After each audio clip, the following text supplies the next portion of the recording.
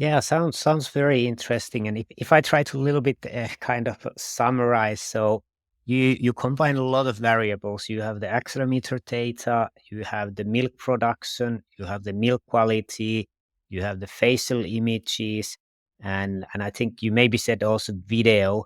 And and and and do you use like you combine these all nicely in the AI model?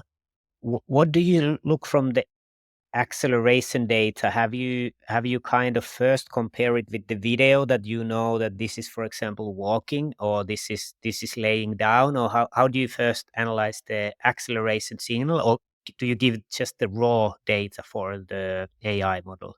So we do a time series plots of variety of activity metrics. So lame versus non-lame. For example, how long they are lying down and resting, upright, and then how long they are walking around. Terms of walking also, we look at the nuances. Is it a sporadic walking? How fast, how much intensity with which they walk, or is it a moderate walk? We also look at the ratio between how long the cows are lying down. In this case, maybe they are sitting. For humans, maybe they're comparable. So how long they are lying down versus how long they are standing. So the ratio, the number of steps they make during each activity. For example, if you go for 90 minutes walk in the morning outside the barn to get some fresh air, interact with nature. So, is there a preferential spot they tend to be go and stand there?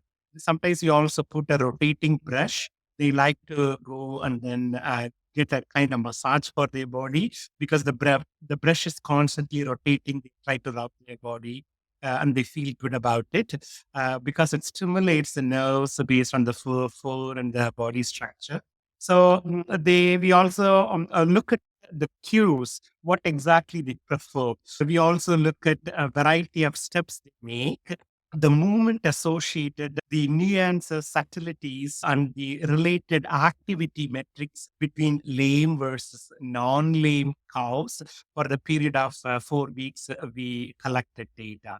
Then we look at the average mean value in terms of the activity step count, activity lying, rest time, activity intensity count, and did a comparison to extract that information to be able to correlate with the various ear posture, muscle tension, overall weight tension, nose bunching, the eyebrow, the above the eyelid, the brow tension, position of the eye, etc. So we correlate that information.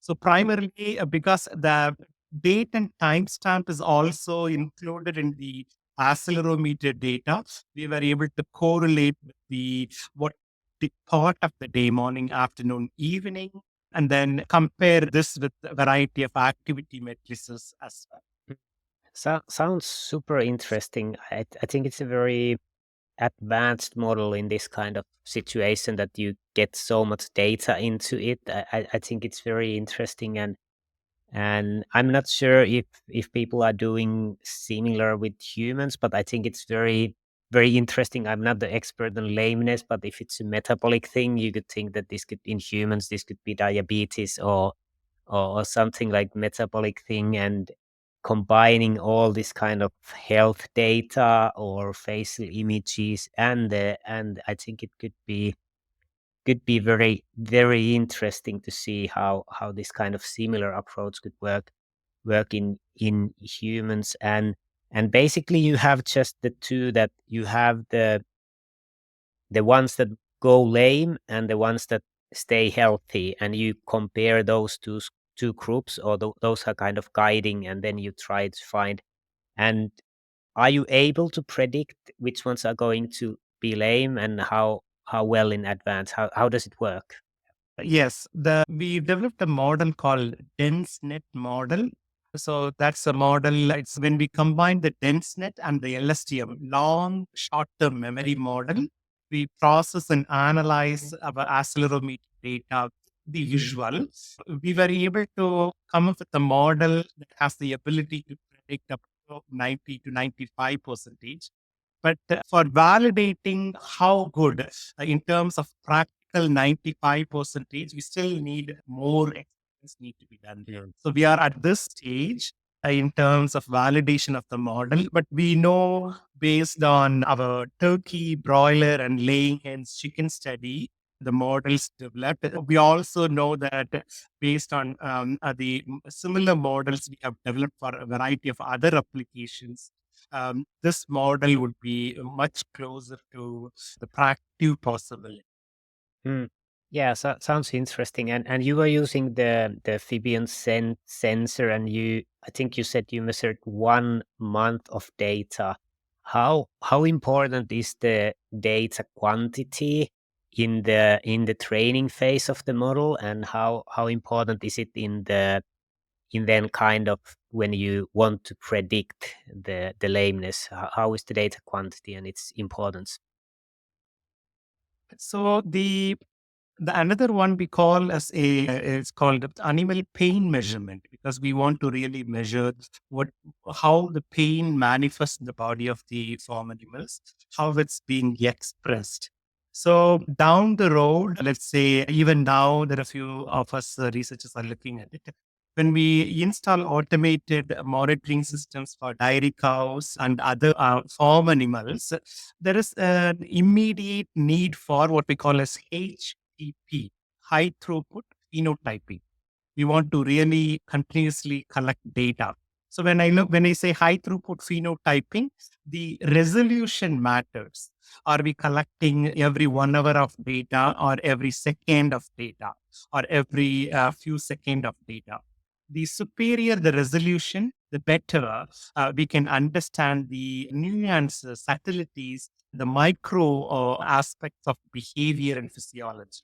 So I think that the stepwise data, the unit of data collection, like every second or every millisecond, is very important.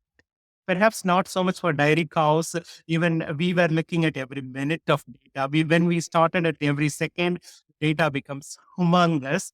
Then we said, every 15 seconds or every 30 seconds of data is enough, because cows doesn't really do a lot of activity. So we have to make that call based on the context, based on the type of data, type of species also. If it's a smaller animal for chicken or other animals, then maybe every 15 seconds would be ideal. For cow, even a minute or every 5 minutes, or every 3 minutes of data is okay. We can still make specific assessments and develop high throughput phenotyping.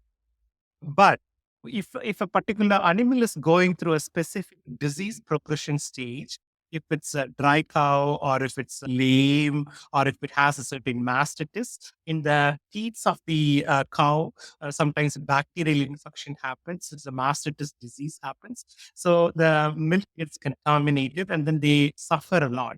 So during those space, when you put sensors, can actually every minute or even every 30 seconds, if we can assess and collect the data and do analysis, that would much more enriched quality of information about the pain related indicators. We call them as subtle indicators or iceberg indicators, even before the pain manifests. For example, you and me, we are talking, some you are nodding your head. Sometimes your eyebrows becomes bigger. You are blinking maybe few times every, say, 30 seconds. How many times you blink? What kind of angle with which your upper and lower lips, expand and contract? What is the angle here that happens? So that's macro. But when we look at micro expressions of the faces, they are like seconds, like 3 to 5 seconds. Within the 3 to 5 seconds, how the whole micro expressions changes. In the face. So there are artificial intelligence can clearly find out.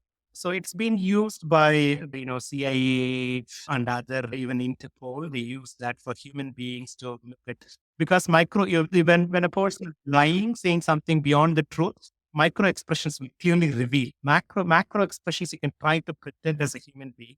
But again, from the animal perspective, animals don't lie. They say what it is clearly expressed. There is no grayscale in terms of expression of emotions. So it's always black and white. There is an intensity associated to it in terms of the violence. Frustrated, disappointed, joy. aggression, happiness. So the manifestation of the variety of emotions in terms of the intensity is directly proportional and dependent on the resolution of the data we collect. So from that context, for example, in a dairy cow, when the cow goes to mastitis, the superior the resolution of the data, better quality of indicators, pain and welfare we can collect and assess. Behavioral combination of physiology and other welfare indices. So from that context, it's very, very important. There is all because so it has a date and timestamp that's really neat. It also has the ability for real time lightweight. So we don't really burden the animal with heavy devices. They don't even feel it. It's 100% non-invasive. But on the other side, it's not rugged enough because it's a very dirty environment, harsh environment. So the device has to go through all of those. Else, we have to keep on watching that the device doesn't go dysfunctional during the data collection. So it's a trade-off we have to consider in terms of usage of the devices for farm settings. And maybe asking this at this stage, how do you attach the sensor? Because I think with different animals, I think that's the challenge, how to attach the sensor that the animals don't mind it, and how to make it that it stays and it doesn't fall. So how do you attach? Yeah, so we just put in a small polythene sheet and then we have a Velcro tape. We put it on the kind of double sided thing. So we wrap around the leg of the cow, just about the hoof near the ankle. And then the pouch goes in there and then we strap it around. So yeah, so the cows doesn't feel 100% non-invasive. And because of the plastic, when the cows walk around, it also protects the sensor from moisture, manure, and other good. Mm. And it stays for month or months with this method, and you don't need to do anything. You just wirelessly transfer the data, and that's all. That's right. So our students, they went to the farm, barn. They just stand a couple of, feet away from the cow through their mobile phone. They transfer the data periodically from the sensors. So there is no removing of the sensor every day and putting it back. So from that, yes, it's relatively easy and less burdensome for both the data collector and as well as. Yeah. And the other animals, I guess, I think you said that you have also measured sheep and chicken. Do you attach the device in the same way, or what kind of way you use it? Yeah, so we did not use Fibion for sheep and chicken. We used a different Yeah. brand sensor. I also recall many years ago, I think 17, we were actually looking at Arduino board, big Texas Instruments and the Arduino board, and it's so heavy and bulky. Yeah. Now it has become so small, and accelerometer is like, few grams. It's easy to put it. So for the chickens, yes. So we have to we hold the chicken, we tie it around the leg. There are two types of data we collect. One is below the wing of the chicken, Yes. and one in the leg of the chicken. So two positions we were able to do it. Sometimes they tend to peck. So the wing of the chicken is a bit difficult because it kind of restrict their movement.